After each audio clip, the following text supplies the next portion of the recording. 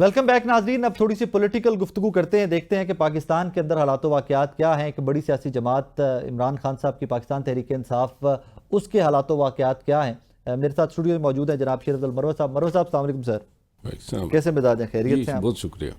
मरवा साहब, रिसेंटली वैसे तो हम अभी भी हालत जंग में हैं, अभी भी ख़तरात ख़त्म नहीं हुए, अभी भी हिंदुस्तान जो है उल्टी सीधी स्टेटमेंट्स उसकी तरफ से आती रहती हैं। बट जहाँ पर पाकिस्तान तहरीक इंसाफ, तमाम पॉलिटिकल पार्टीज़, पूरी कौम अफवाज पाकिस्तान के पीछे मुत्तहिद खड़ी हुई थी, वहीं पर एक नई बहस का आगाज़ हो गया है। मियां नवाज शरीफ साहब, मरियम नवाज साहिबा, उनकी जानिब से कोई स्टेटमेंट नहीं आई कोई भी।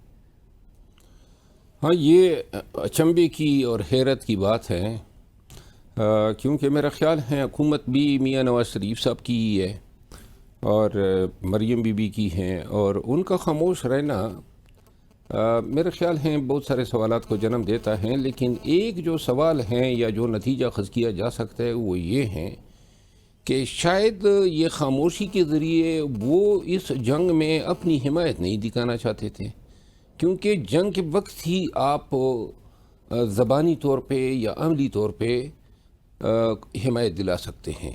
लेकिन अगर आप खामोश रहते हैं तो आपकी खामोशी जो है वो आपकी अमली जो सपोर्ट हैं या फिर आपकी जो आश्कारा सपोर्ट हैं वो न होने या न देने के बराबर तस्वूर होगी। और वैसे भी ये इल्ज़ाम माजी में लगा है कि इनके बिज़नेस इंटरेस्ट हैं हिंदुस्तान में, मोदी जो हैं इनके साथ इनके अपने देरीना मरासम हैं।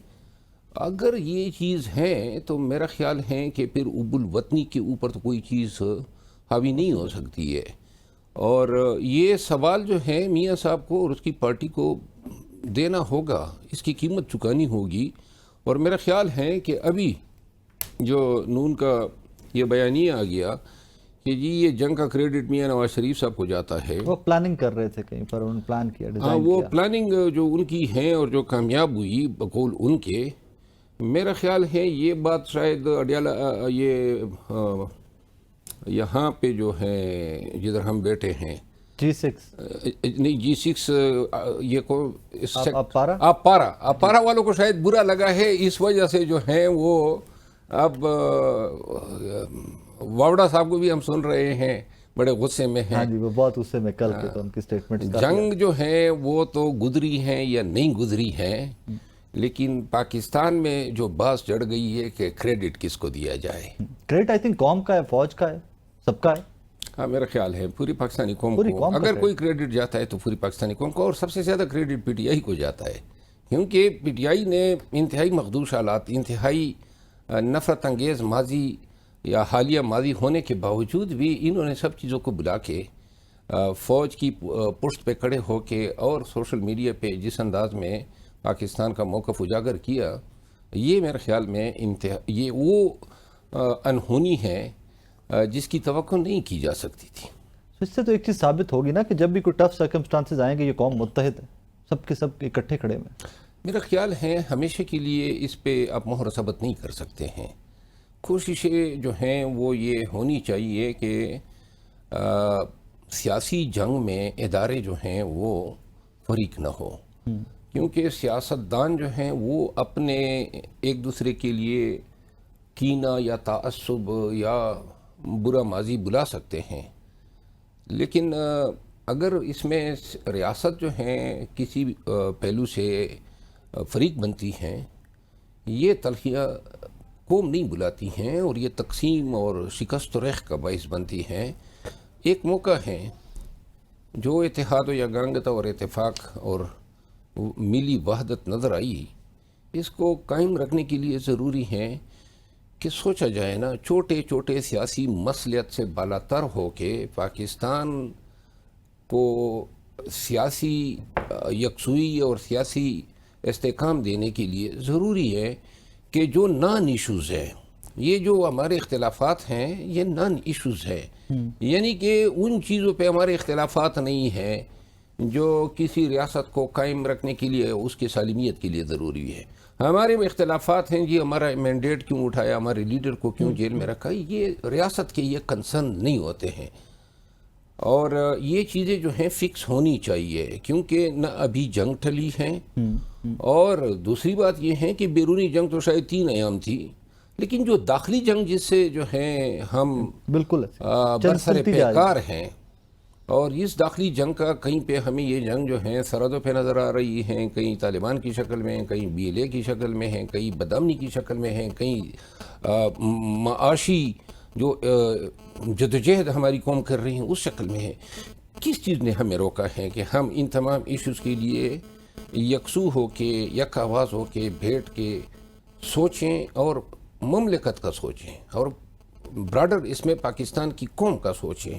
یہ جو چھوٹی چھوٹی سوچ ہے کہ جناب 2 سال ہم کسی کو ایکسٹینشن دے یا 5 سال فلاں حکومت کر لے، اس سے پاکستان کو کیا فائدہ ہے؟ اب سے کچھ دیر پہلے آرمی چیف جناب عاصم منیر صاحب کو فیلڈ مارشل بنانے کی کابینہ نے منظوری دے دی ہے، اب سے کچھ دیر پہلے۔ Positive development? اب میں نہیں سمجھتا ہوں کہ یہ پازیٹیو ڈیولپمنٹ ہے۔ نہیں، ہاں، ہی از ہیرو آف دا وار، ہم نے ریسنٹلی جنگ جیتی ہے، ہی از ہیرو۔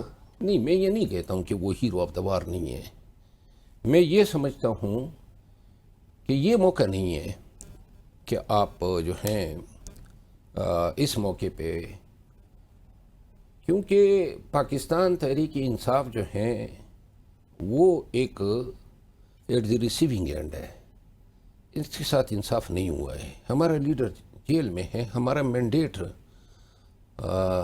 چوری کیا گیا، اور یہ سب کچھ ہمارے ساتھ کس نے کیا؟ اور پھر آپ مجھ سے یہ توقع رکھیں کہ میں یہ نہیں ہے کہ ہم ان کا کوئی برا چاہتے ہیں، لیکن ہم یہ چاہتے ہیں کہ ہمارے ساتھ انصاف ہو، تو ہم بھی جو ہیں بڑے ہی تمتراک کے ساتھ اور بڑے ہی خوشی کے ساتھ فیتے بھی کاٹیں گے۔ مجھے یہ بتائیے، حالات و واقعات، اتنی بڑی سیاسی جماعت، اتنا ووٹ 8 فروری کو پڑا آپ لوگوں کو، عمران خان صاحب کو جیل کے ابھی بھی اندر، حالات و واقعات کو اس طرح کے بنتے دکھائی دے رہے کہ نیئر فیوچر میں خان صاحب کو باہر آ جائیں؟ اب میرا خیال ہے کہ خان صاحب کی رہائی کا سارا دار و مدار PTI کے اور بالخصوص خان صاحب کے اپنے درست فیصلوں پر ہے۔ گزشتہ 1.5 سال سے سارے غلط فیصلے ہو رہے ہیں۔ خان صاحب نے، مطلب جو ایٹریبیوٹ تو ان کو ہوتے ہیں، کروانے والے تو باہر کے لوگ ہیں، ٹھیک ہے، زبان ان کی استعمال ہو جاتی ہے۔ یہ کوئی ایک فیصلہ ہم نے درست نہیں کیا، کسی ایک فیصلے میں ہم نے تسلسل نہیں دکھایا۔ ابھی ایک کام شروع نہیں کیا ہوتا ہے کہ دوسرا کام اس کا ریورسل پہ شروع ہو جاتا ہے۔ مذاکرات کرنے ہیں، مذاکرات نہیں کرنے، مذاکرات میں بیٹھنا ہے، مذاکرات سے اٹھنا ہے، یہ ہمارا عمل رہا ہے۔ اور یہی وجہ ہے کہ اب پاکستان تحریک انصاف کی قیادت پہ کسی فریق کا اعتماد نہیں آ رہا ہے کہ جی یہ ٹھہریں گے بھی، ان کے پاس اختیار ہیں بھی یا نہیں۔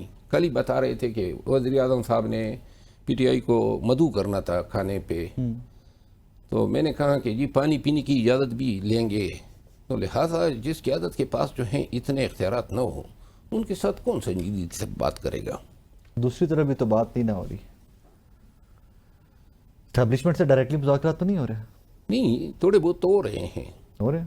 جی ہاں، اگر وہ تھوڑے بہت بھی ہو رہے ہیں تو وہاں سے بھی کوئی پازیٹیو ڈیولپمنٹ ہو سکتی یہ تھوڑے بہت ہمیشہ ہوتے آئے ہیں، لیکن ان مذاکرات اور خان کی رہائی اور پاکستان میں سیاست کا مستقبل کا دار و مدار جو ہے نا، وہ PTI کے درست فیصلوں پہ ڈیپینڈ کرتا ہے۔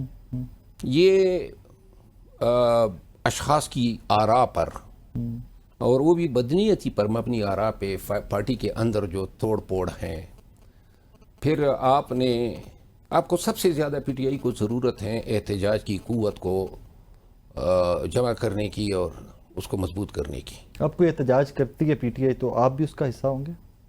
میں نہیں ہوں گا، نہیں ہوں گے؟ نہیں۔ کاز مے بی کل ہی کوئی احتجاج ہو، MNAs MPs پاکستان تحریک انصاف کے اکٹھے احتجاج کریں اسلام آباد میں۔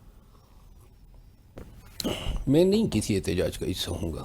بیرسٹر غور صاحب کی کیپیسٹی ہے کہ اکٹھے کر سکیں لوگوں کو، احتجاج کر سکیں؟ احتجاج کی کیپیسٹی PTI کی جو ہے وہ نہیں ہے۔ نہیں ہے؟ یہ PTI کو علم ہے نا۔ دیکھیں 9 مئی کے بعد یہی لوگ تھے نا، جی، اور باقاعد حیات تھے، اور 9 مئی کے بعد کیا ہوا؟ گرفتار ہو گئے کافی سارے، کچھ چھوڑ گئے پارٹی۔ نہیں، جو گرفتار ہوئے اور جو چھوڑ گئے، وہ قیادت آج جو نظر آ رہی ہے اس میں بہت سارے 90% تو گرفتار ہی نہیں ہوئے، ٹھیک ہے نا؟ یہ کدھر تھے؟ یہ نئی قیادت ہے نا, یہ تو بعد میں عمران کیا خان مطلب نہیں کیا تھا؟ یہ اس وقت بھی پی ٹی آئی کا حصہ تھے, اس وقت بھی احتجاج کر سکتے تھے, کوئی نظر نہیں آیا. کیوں نظر نہیں آیا؟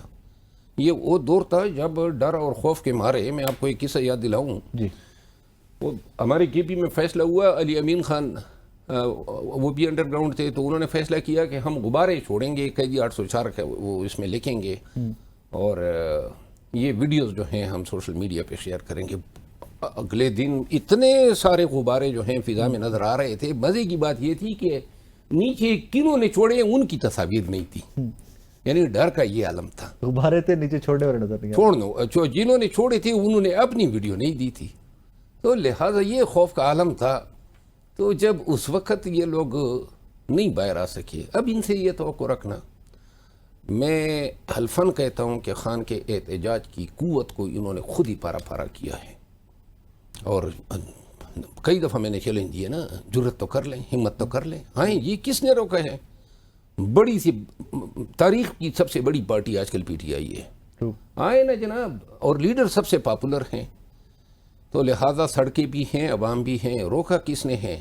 میں بتا دیتا ہوں, ڈر نے روکا ہے, بزدلی نے روکا ہے, خوف نے روکا ہے. ورنہ کیا چیز ہے. ہو گیا نا فائر, انہوں نے مار دیے 26 نومبر کو.